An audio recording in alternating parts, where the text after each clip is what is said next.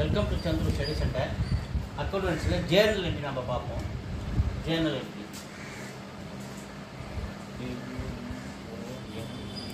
Journal இப்போ நம்ம பார்க்க போகிறது ஜேர்னல். கவனிங்க, Manohar started business with cash. Manohar started business with cash. நல்லா கவனிங்க, இந்த 3 ஃபார்முலா நம்ம ஏற்கனவே பார்த்துருப்போம். Personal account, real account, nominal account. Personal account என்ன? Debit the receiver, credit the giver. Real account என்ன? Debit what comes in, credit what goes out. Nominal account என்ன? Debit all expenditure and losses, credit all incomes and gains. இது அந்த 3 formula. இந்த 3 formula recall பண்ணிட்டு நாம இந்த ஜேர்னலுக்குள்ள போவோம். இதுக்கு போகிறதுக்கு முன்னாடி சொல்ற கவனிங்க, Manohar started business with cash. Manohar என்பவர் 60 lakhs போட்டு ஒரு பிஸ்னஸை ஆரம்பிக்கிறார் இல்லைங்களா? அப்ப என்ன டேட்டு? 2018 மார்ச். 2018 மார்ச். என்ன டேட்டு காலம்? மார்ச் 1.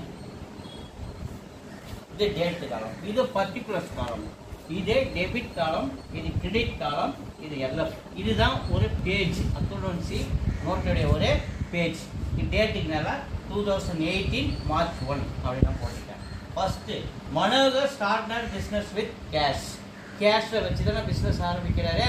அப்போ cash account debtor to cash account A by C March 1ஆம் தேதி கேஷை பிஸ்னஸ் கொண்டு வராரு. First real account formula debit what comes in. அப்போ 2வது formula real account debit what comes in. பிஸ்னஸ்க்குள்ள கேஷ் உள்ள வருது, அதை டெபிட் பண்ணுறோம்.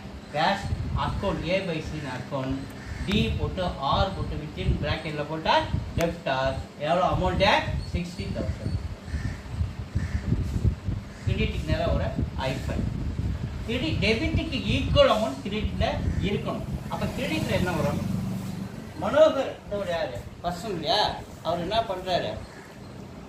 கேபிட்டல் போறாரு.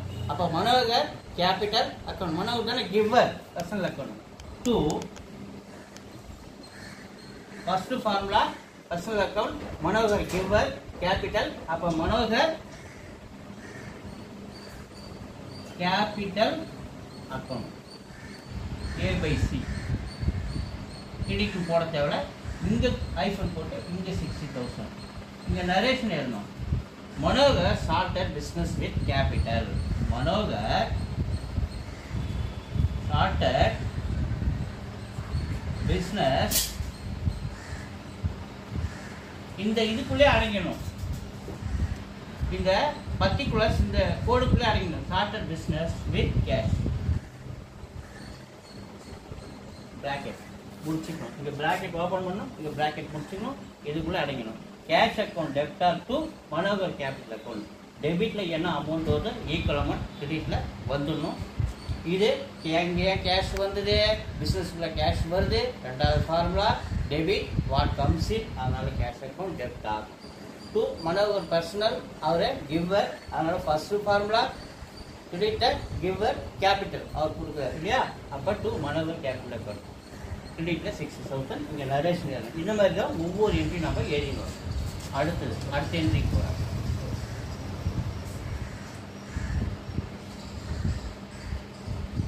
2வது date 2 purchase furniture for 10,000 cash. நல்லா ஞாபகம் வச்சுங்க, ஃபர்னிச்சர், பில்டிங்ஸ், கம்ப்யூட்டர், இது எல்லாமே எங்கே வந்துடணும்? டெபிட் காலத்தில் வந்துடணும். ஞாபகம் வச்சுங்க, ஃபர்னிச்சர், லேண்ட் அண்ட் பில்டிங்ஸ், இதெல்லாம் வந்து அசட்டு எல்லாமே எங்கே வந்துடணும்? டெபிட் காலத்தில் வந்துடணும். அதாவது டெபிட் காலத்தில் வந்துடணும். அப்போ என்ன வாங்குறாங்க? Furniture.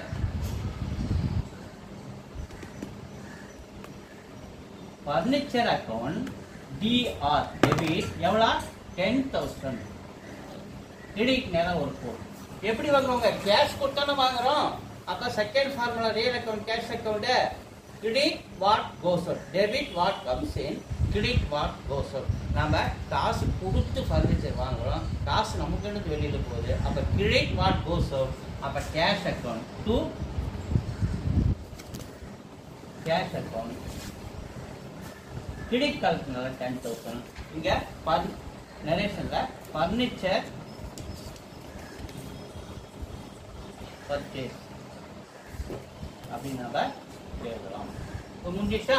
Third bought goods for cash. Cash கொடுத்து நாம என்ன பண்றோம்? பொருள் வாங்குறோம். கேஷ் கொடுத்து நாம பொருள் வாங்குறோம். நல்லா ஞாபகம் வச்சுங்க. பாட் அப்படின்ற பார்த்த வந்தாரு நம்ம என்ன எழுதுங்க? பர்ச்சேஸ் அப்படி காலத்தை நம்ம எழுதணும். பர்ச்சேஸ் எப்பவுமே டெபிட் காலத்துக்கு தான் வரும். பர்ச்சேஸ் எப்பவுமே டெபிட் காலத்துல வரும். அதே மாதிரி சேல்ஸ் எப்பவுமே கிரெடிட் காலத்துல வரும். இது ஞாபகம் வச்சுங்க. பர்ச்சேஸ் அக்கௌண்ட் எப்பவுமே எங்க வரும்? டெபிட் காலத்துல வரும். இந்த 10th ஆன்சர்.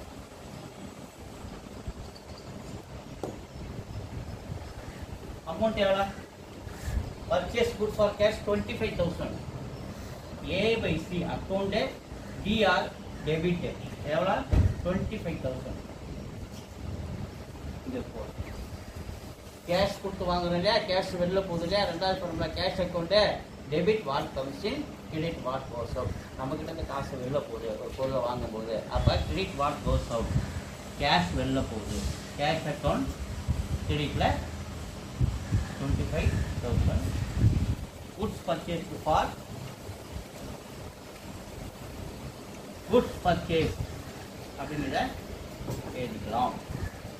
அடுத்து 3 நிமிஷம். 4வது bought goods from Kamlesh on credit. இந்த வார்த்தை கவனிங்க. இங்க கேஷ், இங்க கிரெடிட். இங்க கேஷ், இங்க credit. Purchase goods for cash, இங்க purchase goods from Kamlesh. Cash credit, பணம் கொடுத்து வாங்குறோம், கடனுக்கு வாங்குறோம். நல்லா கவனிங்க. பர்ச்சேஸ் ரெண்டுத்துலயுமே பர்ச்சேஸ் தான் வரும். டெபிட்ல ரெண்டுத்துலயுமே பர்ச்சேஸ் தான் வரும் டெபிட்ல. நாங்க கேஷுக்கு பாத்தீங்கன்னா என்ன வந்துடுறாரு? Kamlesh to Kamlesh account. ஏன் வராரு? எவ்வளவு அமௌண்ட்? 15,000.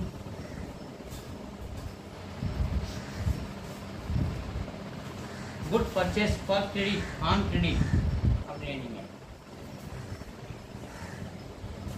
கேஷ் கொடுத்து வாங்கினா கிரெடிட்ல கேஷ் வந்துடும். கடனுக்கு வாங்கணும்னா அங்க கிவர் யாரு? First formula personal account.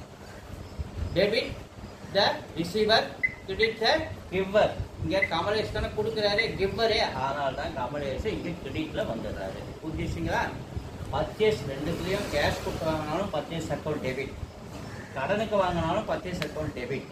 ஆனா கேஷ் கொடுத்து வாங்கினா இந்த இடத்துல கேஷ் அக்கௌண்ட் கிரெடிட்ல வந்துடும். கடனுக்கு வாங்கினா யார் கொடுக்குறவர கிவர் அவர் இங்க வந்துடும். புதுசா ரெண்டுக்குள்ள வித்தியாசம். அதுக்கடுத்தது sold goods for cash. Purchase மாதிரியே தான் நமக்கு டேட் விட்டுட்டோம். டேட் டேட் எந்த டேட் பாருங்க? 8. டேட் மாத்தீங்க 8. Sold goods for cash. சோல்டுன்ற வார்த்தை வந்தாலே அதுல என்னன்னா சேல்ஸ் அப்படின்னு நமக்கு வந்துடும். அப்ப sold goods for cash rupees 25,000. நம்ம பர்ச்சேஸ் எப்போவுமே டெபிட்ல வரும்னு சொன்னேன், ஞாபகம் வச்சுங்க. அது சேல்ஸ்ல எப்பவுமே கிரெடிட் வந்துடும். சேல்ஸ்ல கிரெடிட் வந்துச்சுன்னா அப்ப டெபிட்ல என்ன வரும்? Sold goods for cash. அப்போ நம்ம ஒரு பொருளை விற்கிறோம், விற்கும்போது நமக்கு என்ன வருது? கேஷ் பிசினஸ் உள்ள வருதா? அப்ப second formula cash account. Debit what comes in, cash உள்ள வருது. கேஷ் அக்கௌண்ட் A/C அக்கௌண்ட் டெப்டார் எவ்வளவு உள்ள வருது? 28,000. இங்க ஒரு கோடு. Sales account 28,000. குட்ஸ் சோல்ட் அப்படின்னு புரியுதுங்களா? கேஷ் நம்ம கைக்கு உள்ள வருது. டெபிட் வாட் கம்ஸ் இன், அதனால கேஷ் அக்கௌண்ட் டெப்டாரு. சேல்ஸ் எப்பவுமே கிரெடிட்ல வரும்னு சொன்னேன். அப்ப சேல்ஸ் அக்கௌண்ட் கிரெடிட் 25,000 ரெண்டு ஈக்குவல். அடுத்தது பாருங்க, sold goods to Hari on credit. இங்க சேல்ஸ் கேஷுக்கு பண்றோம், இங்க கிரெடிட் பண்றோம். அதே மாதிரி இங்க சேல்ஸ் எப்பவுமே கிரெடிட்ல வந்துடும். இந்த கேஷ் இடத்துல தான் ஹரி வந்துடுறாரு. ஏன் இங்க ஹரி வராரு? ஃபர்ஸ்ட் ஃபார்முலா ஹரின்னு வந்தா name personal account. Personal account debit what? Debit the receiver, credit the giver. அப்ப யார் இங்க? ரிசீவர். ஹரி தானே அந்த பொருளை வாங்குறாரு, ஹரி தானே ரிசீவரு. அதனாலதான் இங்க நேம் வந்து போச்சு. அப்ப கேஷ் கொடுத்து வாங்கினா இந்த இடத்துல கேஷ் அக்கௌண்ட் டெபிட் வந்துடும். இதே கடனுக்கு வித்தோம்னா இங்க ரிசீவர் யாரு? ஹரி, நேம் வந்துடும். அப்போ ரெண்டுத்துலையுமே நமக்கு சேல்ஸ் அக்கௌண்ட் கிரெடிட் வரும். புரிஞ்சுதா? அமௌண்ட் என்ன இருக்கு? 10,000.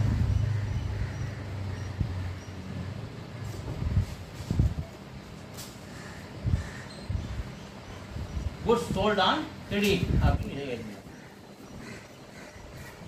அடுத்து 14 paid Kamalesh. paid Kamalesh. paid date வந்து 14. paid Kamalesh 12,000. அப்ப கமலேஷ் வந்து கமலேஷ்க்கு நம்ம என்ன பண்ணிருக்கோம்? பொருளை கமலேஷ் கிட்ட இருந்து வாங்கியிருக்கோம் இல்லையா? அப்ப கமலேஷ் கிட்ட வாங்கின பொருளுக்கு எவ்வளவு கொடுக்குறோம்? 12,000 திருப்பி கொடுக்குறீங்க.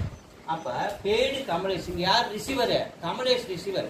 Kamlesh personal account. First formula debit the receiver. Kamlesh account receiver இல்லையா? அதனால அவரை கமலேஷ் பேர் name personal account first formula 12,000. கீழே என்ன வரும்? 2 கேஷ் அக்கௌண்ட் வரும். ஏன் கேஷ் அக்கௌண்ட்? கேஷ் அக்கௌண்ட் நம்ம கிட்ட இருந்து போகுது இல்லையா? வெளியில போகுது இல்லையா? Second formula cash account credit what goes out 12,000.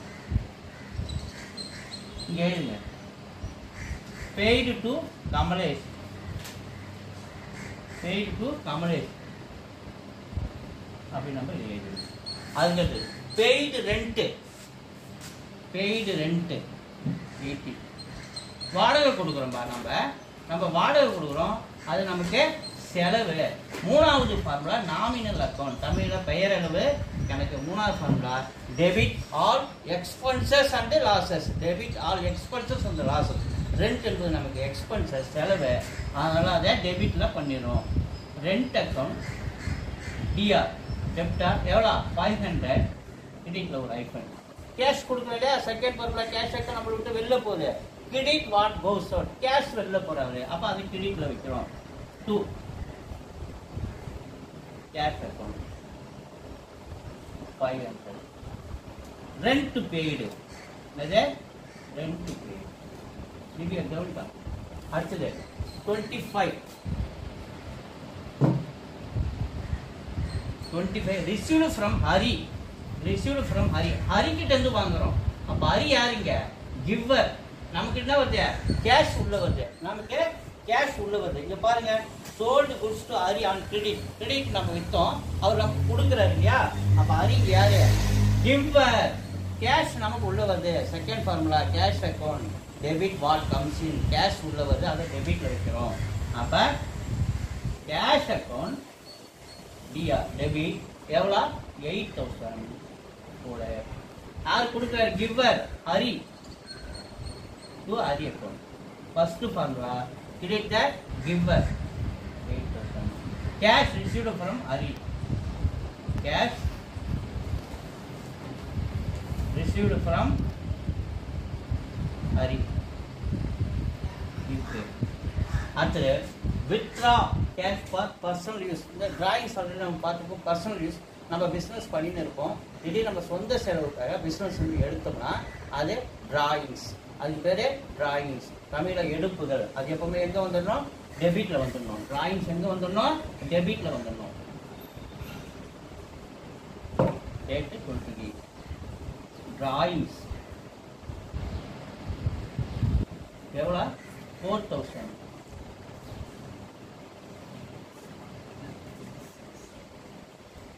Cash வெளில போகுது. Drawings account debtor.